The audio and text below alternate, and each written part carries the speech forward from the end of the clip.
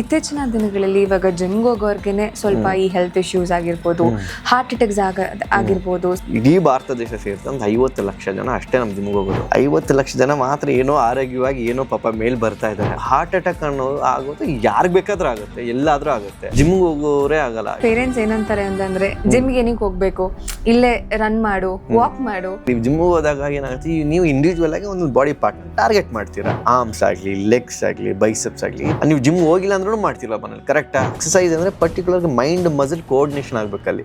ಅಂದ್ರೆ ಈಗೆಲ್ಲ ನೀವೇ ಹೇಳ್ಕೊಟ್ಟು ಮಾಡಿಸ್ಕೊಡುವಂತಹ ರೆಸಿಪಿನ ಅಥವಾ ನೀವೇ ಮಾಡ್ಕೊಂತೀರಾ? ಕೆಲವೊಂದ್ಸತಿ ನಾನೇ ಮಾಡ್ಕೊಂತೀನಿ, ನಮ್ಮಮ್ಮ ಮಾಡ್ತಾರೆ. ಉದಾಹರಣೆಗೆ ನಾವು ಮಾಡೋ ಅಡಿಗೆಯಲ್ಲೇ ನಮ್ಮಮ್ಮ ಕೊಬ್ಬರಿನ ಯೂಸ್ ಮಾಡ್ತಾರೆ. ಕೆಲವೊಂದ್ಸತಿ ಒಂದು ಚಾಂಪಿಯನ್ಶಿಪ್ಗೆ, ಕಾಂಪಿಟೇಷನ್ಸ್ಗೆ ಕೆಲವರು ಸ್ಪಾನ್ಸರ್ ಮಾಡಿ ಕಳಿಸ್ತಾರೆ. ನಮಗಿಲ್ಲ, ಸ್ಪಾನ್ಸರ್ಸ್ ಇಲ್ಲ. ನಾನು 3 ಇಂಟರ್ನ್ಯಾಷನಲ್ ಮಾಡಿದೆ. ಪ್ರತಿ ಇಂಟರ್ನ್ಯಾಷನಲ್ ಮಾಡ್ಬೇಕು ಅಂದ್ರೂ ನನಗೆ 4 ರಿಂದ 5 ಲಕ್ಷ ಖರ್ಚಾಗುತ್ತೆ.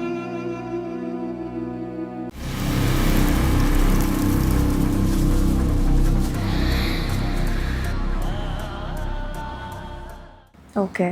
ಸೊ ಇನ್ನೊಂದೇನಂತಂದ್ರೆ ಇತ್ತೀಚಿನ ದಿನಗಳಲ್ಲಿ ಇವಾಗ ಜಿಮ್ಗೆ ಹೋಗೋರ್ಗೆನೆ ಸ್ವಲ್ಪ ಈ ಹೆಲ್ತ್ ಇಶ್ಯೂಸ್ ಆಗಿರ್ಬೋದು, ಹಾರ್ಟ್ ಅಟ್ಯಾಕ್ಸ್ ಆಗಿರ್ಬೋದು. ಸೊ ಅಂದ್ರೆ ತುಂಬಾನೇ ಒಂದು ಹೆಲ್ತ್ ರಿಲೇಟೆಡ್ ಇಶ್ಯೂಸ್ ಜಾಸ್ತಿ ಆಗ್ತಾ ಇದೆ.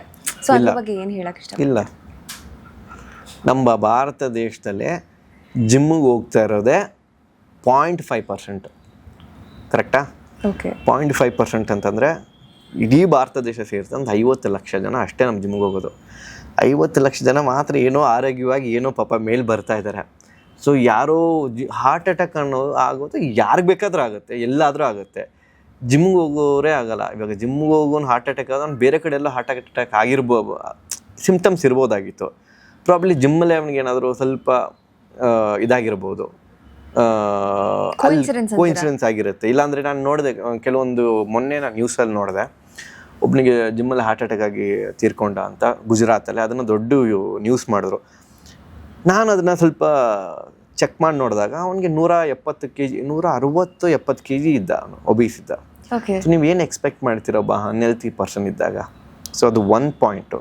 2ನೇ ಪಾಯಿಂಟ್, ಎಷ್ಟು ಜನ ಸತ್ತಿದ್ದಾರೆ ಜಿಮ್ಮಲ್ಲಿ? ನಿಮ್ಗೆ ಏನಾದ್ರು ಡೇಟಾ ಇದೆಯಾ? ಅಂದ್ರೆ ಅದೊಂದೇ ವಿಡಿಯೋ ಅಂತಲ್ಲ, ಇನ್ ಜನರಲಿ ಎಷ್ಟು ಜನ ಸತ್ತಿದ್ದಾರೆ ಇನ್ಸ್ಟಾಗ್ರಾಮ್ ಅಲ್ಲಿ, ಸೋಷಿಯಲ್ ಮೀಡಿಯಾದಲ್ಲೆಲ್ಲ ಆತರ ಎಷ್ಟೊಂದು ಜಿಮ್ಮಲ್ಲೇ ಆತರ ಹಾರ್ಟ್ ಅಟ್ಯಾಕ್ ಆಗಿ ಸತ್ತಿರೋರ್ದು ತುಂಬಾ ವಿಡಿಯೋಸ್. Very rare. ನಾನು ನೋಡಿದ್ದು, ನನಗೆ ಗೊತ್ತಿರೋದ್ರಿಂದ ಹೇಳ್ತಾ ಇದ್ದೀನಿ. Very rare. ಒಂದು 3-4 ಕೇಸ್ ಆಗಿರುತ್ತೆ ಅಷ್ಟೇ, ಮೇ ಬಿ. ಇವಾಗ ನೀವು ಹಂಗೆ ಲೆಕ್ಕ ಹಾಕಿದ್ರೆ ಯಾವುದೋ ಒಂದು ಫಂಕ್ಷನಲ್ಲಿ ಡ್ಯಾನ್ಸ್ ಮಾಡ್ತಾ ಇದ್ದವರು ಯಾರೋ ಸತ್ತು ಹೋಗಿರ್ತಾರೆ. ಸುಮ್ಮನೆ ಎಲ್ಲೋ ಒಂದು ಪ್ರೊಸೆಷನಲ್ಲಿ ನಡ್ಕೊಂಡು ಹೋಗ್ತಾ ಇರ್ತಾರೆ ಆ ರೋಡಲ್ಲೇ, ಅಲ್ಲಿ ಯಾರೋ ಹಾರ್ಟ್ ಅಟ್ಯಾಕ್ ಆಗಿ ಸತ್ತಿರ್ತಾರೆ. ಸೊ ಹಾರ್ಟ್ ಅಟ್ಯಾಕ್ ಅವ್ರ ಫ್ಯಾಮಿಲಿ ಹಿಸ್ಟ್ರಿನೋ ಅಥವಾ ಅವ್ರಿಗೇನಾದರೂ ಸಿಮ್ಟಮ್ಸ್ ಇತ್ತು, ಅದನ್ನು ನೋಡಬೇಕಿತ್ತು. ಸೊ ಇದೇನಾಗುತ್ತೆ ಗೊತ್ತಾ, ನೀವು ಈಗ ಆ ಜಿಮ್ಮಲ್ಲೇ ಹೋಗೋರಿಂದನೇ ಹಾರ್ಟ್ ಅಟ್ಯಾಕ್ ಆಗ್ತಿದ್ದು ಸ್ಟ್ರೆಸ್ ಮಾಡಿದಾಗ ಏನಾಗುತ್ತೆ, ಇವಾಗ ಅದೊಂಥರ ಭಯಭೀತರಾಗೋಗ್ಬಿಡ್ತಾರೆ, ಜಿಮ್ಗೆ ಹೋಗಬಾರ್ದು ಅಂತ. ಆಕ್ಚುಲಿ ಹೌದು, ಕರೆಕ್ಟು. ಯಾರು ಜಿಮ್ಗೆ ಹೋಗೋದಿಲ್ಲ. ಆಮೇಲೆ ಅದಾದಮೇಲೆ ಅವ್ರ ಅಪ್ಪ ಅಮ್ಮನೂ ಮಕ್ಕಳನ್ನ ಜಿಮ್ಗೆ ಕಳಿಸಲ್ಲ. ಸೊ ಏನಾಗುತ್ತೆ, ವೈಸ್ ವರ್ಸ, ಒಬ್ಬ ಹೆಲ್ತಿಯಾಗಿರಬೇಕು ಅನ್ನೋನ್ನ ಮನೇಲಿ ಕೂಡಾಕಿದಾಗ ಏನು ಮಾಡ್ತಾರೆ, ಅವ್ನು ಫಿಸಿಕಲಿ ಆ್ಯಕ್ಟಿವಿಟಿ ಕಮ್ಮಿ ಆಗೋಗ್ಬಿಡುತ್ತೆ. ಮತ್ತು ಮನೆಯಲ್ಲೇ ನಮ್ಮ ಭಾರತ ದೇಶದ ಊಟ ಉಪಚಾರ ಇಟ್ಸ್ ಹೈ ಇನ್ ಕಾರ್ಬೋಹೈಡ್ರೇಟ್ಸ್. ಜಾಸ್ತಿ ತಿಂದು ಅಲ್ಲಿ ಜಿಮ್ಮಲ್ಲಿ ಹಾರ್ಟ್ ಅಟ್ಯಾಕ್ ಆಗಿಲ್ಲ ಅಂದರೆ ಈ ಕಡೆ ಡಯಾಬಿಟಿಕ್ ಆಗುತ್ತೆ. ಹೌದು, ಕರೆಕ್ಟ್ ಅಲ್ಲ ಅಷ್ಟೇ. ಸೊ ಹಾಗೆ ಜಿಮ್ಮಿಂದ ಐ ಡೋಂಟ್ ರಿಯಲಿ ಅದ್ರ ಬಗ್ಗೆ ನಾನು ಒಪ್ಪೋದಿಲ್ಲ. Very very very very rare, very rare. May be ನಾನು 2-3 ಇನ್ಸಿಡೆಂಟ್ ಹೇಳ್ತೀನಿ, ಬೇಕಾದರೆ ಸ್ಟ್ರೆಸ್ ಇರ್ಬೋದು, ತುಂಬ ಕಮ್ಮಿ ನಿದ್ದೆ ಮಾಡಿರ್ಬೋದು. ಇದೆಲ್ಲ leads to a stress. It may hamper in to heart attack. ಇದಾಗಿರಬಹುದು ಅಷ್ಟೇ. ಇಟ್ಸ್ ಜಿಮ್ಮಿಂದ ಅಂತ. ಜಿಮ್ಮಿಂದ ಎಷ್ಟು ಒಳ್ಳೇದಾಗ್ತಿದೆ ಗೊತ್ತಾ ನಿಮಗೆ? ಆರೋಗ್ಯವಾಗಿ ಒಬ್ಬ ಮನುಷ್ಯ ಚೆನ್ನಾಗಿರ್ತಾನೆ, ದೈಹಿಕವಾಗಿ, ಮಾನಸಿಕವಾಗಿ. ಎಷ್ಟೋ ಜನಕ್ಕೆ ಮೆಂಟಲ್ ಹೆಲ್ತ್ ಇಶ್ಯೂ ಇರುತ್ತೆ, ಜಿಮ್ಮಿಂಗ್ ಹೋದಾಗಿಂದ ಅವ್ರು ಎಷ್ಟೋ ಜನ ಕ್ಯೂರ್ ಆಗಿರ್ತಾರೆ.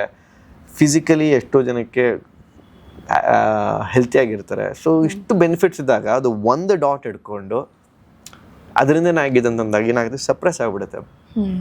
So we need to build a nation. ಕರೆಕ್ಟಾ? Healthy nation. ಕರೆಕ್ಟಾ? ಸ್ವಾಮಿ ವಿವೇಕಾನಂದ ಏನು ಹೇಳ್ತಾರೆ, we want a build a nation, we need to have youths of nerves of steel, muscles of iron ಅಂತ. ಆ ಥರ ಯುವಕರು ನಮ್ಮಲ್ಲಿ ಇದ್ದಾಗಲೇ ಒಂದು ಸದೃಢವಾದ ದೇಶ ಕಟ್ಟಕ್ಕಾಗತ್ತೆ. ನಮ್ಮ ಯುವಕರು ಎಲ್ಲರೂ ಆರೋಗ್ಯವಾಗಿ ಇಲ್ಲ ಅಂದಾಗ ಏನಾಗುತ್ತೆ ಹೇಳಿ? You can build a big good nations ಅಲ್ಲ? ಅಂಡ್ ತುಂಬಾ ಜನ ಪೇರೆಂಟ್ಸ್ ಏನಂತಾರೆ ಅಂತಂದ್ರೆ ಜಿಮ್ಗೆ ಏನಕ್ಕೆ ಹೋಗ್ಬೇಕು, ಇಲ್ಲೇ ರನ್ ಮಾಡು, ವಾಕ್ ಮಾಡು, ಮನೆ ಕೆಲಸ ಮಾಡು, ಆ ಥರ ಎಲ್ಲ ಹೇಳೋದು ಇದೆ. ಯಾ ಸೊ ಆ ಥರ ಪೇರೆಂಟ್ಸ್ಗಳಿಗೆಲ್ಲ ಏನು ಮನೆ ಕೆಲಸ ಮಾಡೋದು ಬೇರೆ, ಜಿಮ್ಗೆ ಹೋಗೋದು ಬೇರೆ. ಜಿಮ್ಗೆ ಹೋದಾಗ ಏನಾಗುತ್ತೆ, ನೀವು ಇಂಡಿವಿಜುವಲ್ ಆಗಿ ಒಂದು ಬಾಡಿ ಪಾರ್ಟ್ನ ಟಾರ್ಗೆಟ್ ಮಾಡ್ತೀರಾ. ಆರ್ಮ್ಸ್ ಆಗಲಿ, ಲೆಗ್ಸ್ ಆಗಲಿ, ಬೈಸೆಪ್ಸ್ ಆಗಲಿ, ಟಾರ್ಗೆಟ್. ಮನೆ ಕೆಲಸ ಮಾಡೋದು ಇಟ್ಸ್ ಆ್ಯಕ್ಟಿವಿಟಿ. ನೀವು ಜಿಮ್ಗೆ ಹೋಗಿಲ್ಲ ಅಂದ್ರೂ ಮಾಡ್ತೀರಲ್ಲ ಮನೇಲಿ, ಕರೆಕ್ಟಾ? ನೀವು ಮನೇಲಿ ಇದ್ದಾಗಲೂ ಮನೆ ಕೆಲಸ ಮಾಡ್ತೀರಲ್ಲ, that doesn't consider as exercise. Exercise ಅಂದರೆ ಪರ್ಟಿಕ್ಯುಲರ್ಗೆ ಮೈಂಡ್ ಮಸಲ್ ಕೋಆರ್ಡಿನೇಷನ್ ಆಗಬೇಕಲ್ಲಿ. ತುಂಬ ಜನ parents perspective that's called mind muscle coordination. ಇವಾಗ ವರ್ಕೌಟ್ ಮಾಡುವಾಗ ನೀವು have to connect the mind muscle. ಪ್ರತಿಯೊಂದು ಮಸಲ್ಗೂ ನೀವು ಟಾರ್ಗೆಟ್ ಮಾಡ್ತೀರಾ. That's a benefits. ಅದಾದಮೇಲೆ ನಿಮಗೆ ಒಂದು ಹ್ಯಾಪಿ ಹಾರ್ಮೋನ್ ರಿಲೀಸ್ ಆಗುತ್ತೆ ಬಾಡಿಯಲ್ಲಿ, ಖುಷಿಯಾಗಿ. ಆ ದಿನ ಪೂರ್ತಿ ಜಿಮ್ಗೆ ಹೋಗ್ತೀರಾ ನೀವು? ಹೋಗ್ತಿದ್ದೆ, ಇವಾಗ ಹೋಗಬೇಕು. So that's a point. So ಹೋದಾಗ ನಿಮ್ಗೆ ಗೊತ್ತಿರ್ಬೋದು ನಿಮಗೆ. So you feel those happy. ದಿನ ಪೂರ್ತಿ ನೀವು ಚೆನ್ನಾಗಿರ್ತೀರಾ, ಹ್ಯಾಪಿಯಾಗಿರ್ತೀರಾ, ಖುಷಿಯಾಗಿರ್ತೀರಾ, ಆರೋಗ್ಯವಾಗಿರ್ತೀರಾ. ಹಾಸ್ಪಿಟಲ್ ಕಡೆ ಜಾಸ್ತಿ ತಲೆ ಹಾಕಲ್ಲ. ಅಂದರೆ ಜಿಮ್ ಇಸ್ ಲೈಕ್ ಅಡಿಕ್ಷನ್. ಒಂದ್ಸತಿ ನೀವು ಸ್ಟಾರ್ಟ್ ಮಾಡಿದ್ರೆ addiction, it's a good addiction. Yeah ಹೆಲ್ತಿಯಾಗಿರ್ತೀರಾ. ಕಂಟಿನ್ಯೂಸ್ ಆಗಿ ವರ್ಕೌಟ್ ಮಾಡಕ್ ಹೋಗಿದ್ದು ಈಗ ಒಂದಿನ ಮಾಡಿಲ್ಲ ಅಂದ್ರೆ of course you feel something is missing. Yes obviously. ಒಂದಿನ ವರ್ಕೌಟ್ ಮಾಡಿಲ್ಲ ಅಂದ್ರೆ ಏನೋ ಒಂದು ಕಳ್ಕೊಂಡಪ್ಪ, ಏನೋ ಒಂಥರ ಲೇಸಿನೆಸ್, ಏನೋ ಒಂದು ಅನ್ಈಸಿನೆಸ್ ಎಲ್ಲ ಫೀಲ್ ಆಗುತ್ತೆ. ಹೌದು. ಆ್ಯಂಡ್ ಇನ್ನೊಂದು ಏನಂತಂದರೆ ಕೆಲವ್ರಿಗೆ ಅದೊಂದು ಮೈಂಡ್ ಸೆಟ್ಟು ಇರುತ್ತೆ. ಎಲ್ಲೋ ಒಂದು ಕಡೆ ಈಗ ನಾವು ಜಿಮ್ ಕಂಟಿನ್ಯೂಸ್ ಆಗಿ ಹೋಗಿ ಬಿಟ್ಬಿಟ್ರೆ ದಪ್ಪ ಆಗ್ಬಿಡ್ತೀವಿ ಅಥವಾ ಗೇನ್ ಆಗ್ಬಿಡ್ತೀವಿ, ಮತ್ತೆ ನಮ್ಮ ಫುಡ್ ಸ್ಟೈಲ್ ಚೇಂಜ್ ಆಗ್ಬಿಡುತ್ತೆ. ಇಲ್ಲ, ಈ ಥರ ಜಿಮ್ಮಿಗೆ ಹೋಗಿ ಕಂಟಿನ್ಯೂಸ್ ಹೋಗಿ ಬಿಟ್ಟ ತಕ್ಷಣ ಏನು ಮಾಡ್ತಾರೆ ಹೇಳಿ, ತಿನ್ನಕ್ಕೆ ಸ್ಟಾರ್ಟ್ ಮಾಡ್ತಾರೆ. You need to find out the reason ಯಾಕೆ ದಪ್ಪ ಆಗ್ತಿದ್ಯಾ ಅಂತ. You have to have eat certain amount of calorie food. Gym ಬಿಟ್ಟ ತಕ್ಷಣ ಅದನ್ನು ನೀವು ಕರೆಕ್ಟಾಗಿ ನೀವು ಬರ್ನ್ ಮಾಡ್ತಿರ್ತೀರ ಆ ಟೈಮ್ಗೆ. ಫಿಸಿಕಲ್ ಆ್ಯಕ್ಟಿವಿಟಿ ಇದೆ, BMI level is high, everything, you burn more calorie. ಜಿಮ್ಮಿಗೆ ಹೋಗದೇ ಇದ್ದಾಗ ಏನಾಗುತ್ತೆ, ನಿಮ್ಮ ಆ್ಯಕ್ಟಿವಿಟಿ ಕಮ್ಮಿ ಆಗಿರುತ್ತೆ. ನೀವು ತಿಂದಿದ್ದು obviously eating more and you accumulating more calorie. So that's how pile up. ಅದಾದಮೇಲೆ ದಪ್ಪ ಆಗೇ ಆಗ್ತೀರ. That's how it is. ಜಿಮ್ಮಿಂದ ಅಂತಲ್ಲ. ಸೊ ನೀವು ಹೆಂಗೆ ನಿಮ್ಮ ಕ್ರೇವಿಂಗ್ಸ್ನ ಕಂಟ್ರೋಲ್ ಮಾಡ್ತೀರಾ? ಯಾವ ಥರ ಕ್ರೇವಿಂಗ್ಸು? ಫಾರ್ ಎಕ್ಸಾಂಪಲ್ ಈಗ ಸ್ವೀಟ್ ಕ್ರೇವಿಂಗ್ಸ್ ಆಗಿರ್ಬೋದು, ಫ್ರೂಟ್ಸ್ ತಿಂತೀನಿ. ಸೊ ಆಲ್ಟರ್ನೇಟಿವ್ಸ್ ಡೇಟ್ಸ್ ತಿಂತೀನಿ. ಏನು ಹೇಳಿ, ಏನು ನನಗೆ ಈ ಶುಗರ್ ಹಾಕಿರೋ ಸ್ವೀಟ್ಸ್ ಎಲ್ಲ ನನಗೆ ಇಷ್ಟ ಆಗಲ್ಲ. ಈ ಲಡ್ಡು ಆಗಲಿ, ಈ ಬರ್ಫಿ ಆಗಲಿ ಅಥವಾ ಬೇರೆ ಏನಾದರೂ. ನನಗೆ ಕ್ರೇವಿಂಗ್ಸ್ ಅಂದರೆ ನಮ್ಮ ನೈಸರ್ಗಿಕವಾಗಿ ಏನಿದೆ ನಮ್ಮ ಕ್ರೇವಿಂಗ್ಸು, ಹಣ್ಣುಗಳು ಕಂಪ್ಲೀಟ್ ನ್ಯಾಚುರಲ್. ನಮ್ಮ ಸೀಸನಲ್ಲಿ ಏನು ಸಿಗುತ್ತೆ, ಹಲಸಿನಣ್ಣು ಸಿಗುತ್ತೆ, ಮಾವಿನಣ್ಣು ಸಿಗುತ್ತೆ, ಎಷ್ಟು ಚೆನ್ನಾಗಿರುತ್ತೆ, ಪಪ್ಪಾಯಿ ಸಿಗುತ್ತೆ. ಮಲೆನಾಡು ಕಡೆ ಅದೇ ಅಲ್ವಾ ಆಬ್ವಿಯಸ್ಲಿ ಕರೆಕ್ಟಾಗಿ ಹೇಳಿ ನೋಡಿ. ಸೊ ಇನ್ನು ಬೇರೆ ಥರ ಸ್ವೀಟ್ಸ್ ಬೇಕಂದಾಗ ನಿಮಗೆ ಡೇಟ್ಸ್ ಇದೆ. ಸೊ ಇದು ಹೆಲ್ತ್ ಬೆನಿಫಿಟ್ಸು ಇದೆ, ನಿಮಗೆ ಕ್ರೇವಿಂಗ್ಸು ಸ್ಯಾಟಿಸ್ಫೈ ಆಗುತ್ತೆ. ದ್ಯಾನ್ ಚೂಸಿಂಗ್ ಈ ಬೇರೆ ಡೈರಿ ಮಿಲ್ಕೋ ಅಥವಾ ನಿಮಗೆ ಆ ಡೈವರ್ಷನ್ ಬರಲ್ವಾ? ಲೈಕ್ ಬೇರೆ ಫುಡ್ ತಿನ್ಬೇಕು. ಏನು ಫುಡ್ ಬೇರೆ ಫುಡ್ ಇಲ್ಲ, ಆದರೆ ಹೆಲ್ತಿಯಾಗಿ ತಿಂತಿದ್ದು ಅಷ್ಟೇ. ಆದರೆ ಈಗ ಚಾಟ್ಸ್ ಆಗಿರ್ಬೋದು ಅಥವಾ ಬೇರೆ ಅಪರೂಪಕ್ಕೆ ತಿಂತೀನಿ. Veg non vegetarian? ಹೌದು ಸರ್, ನಾನು ಪಕ್ಕ ಮಾಂಸಾಹಾರಿ. ಹಾಂ. ಮತ್ತೆ ಇವಾಗ ನಾನ್ ವೆಜ್ ಫುಡ್ಸ್ ಕಣ್ಮುಂದೆ ಇದ್ದಾಗ ದಿನ ತಿನ್ನೋದೇ ನಾನ್ ವೆಜ್. ಅಂದ್ರೆ in a healthier way. Yeah, not like curries ಆ ಥರ.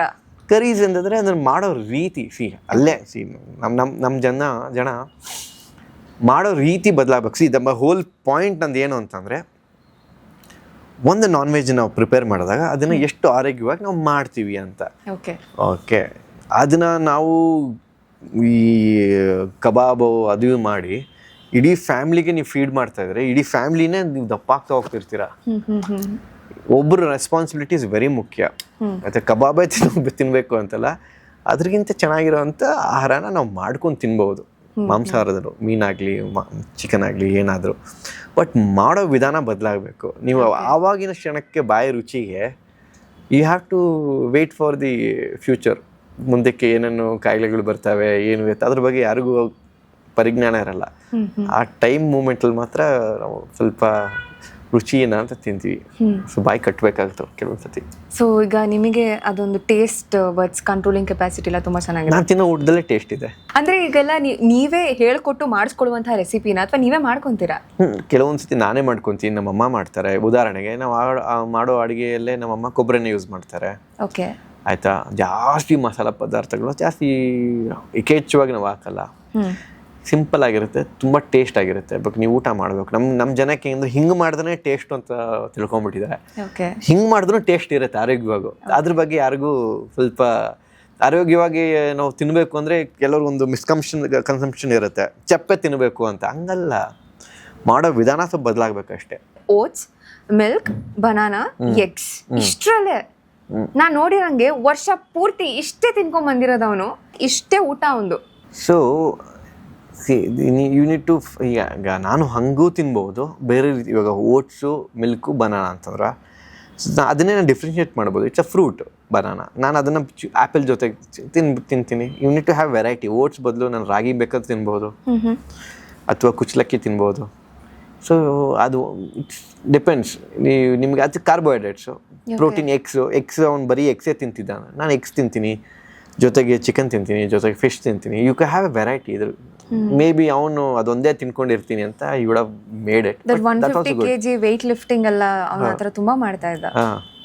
ಓಕೆ, ಐ ಡೋಂಟ್ ನೋ ಅದಷ್ಟು ಊಟದಲ್ಲಿ ಹೆಂಗ್ ಮಾಡಕ್ ಸಾಧ್ಯ. ಮೇ ಬಿ ಅವನ್ ಕ್ಯಾಲ್ಕುಲೇಷನ್ ಆಫ್ ಕ್ಯಾಲರಿ ಡಿಫರ್ಡ್ ಅಷ್ಟೇ. ಫುಡ್ ಪ್ಯಾಟರ್ನು ಮತ್ತು dedication but what takes there. Nothing comes ಈಸಿಯಾಗಿ ಏನು ಬರಲ್ಲ. ನೀನು ಆರಾಮ್ ತಿನ್ಕೊಂಡು ಹಂಗೆ ಹೋಗಿ ಸ್ಟೇಜ್ ಮೇಲೆ ನಿಂತ್ಕೊಂತೀನಿ ಅಂದ್ರೆ ಆಗಲ್ಲ. ಕೆಲವೊಂದ್ಸತಿ ಒಂದು ಚಾಂಪಿಯನ್ಶಿಪ್ಗೆ, ಕಾಂಪಿಟೇಷನ್ಸ್ಗೆ ಇವಾಗ ಕೆಲವರು ಸ್ಪಾನ್ಸರ್ ಮಾಡಿ ಕಳಿಸ್ತಾರೆ, ಆ್ಯಂಡ್ ಕೆಲವರಿಗೆ ಹೋಗಿ ಬಂದ ಮೇಲೆ ಅದು ಅಮೌಂಟ್ ಕೊಡೋದು ಏನೋ ಒಂದು ಆ ಥರ ಮಾಡ್ತಾರೆ ಸ್ಪಾನ್ಸರ್ಶಿಪ್ ಹೆಸರಡಿ.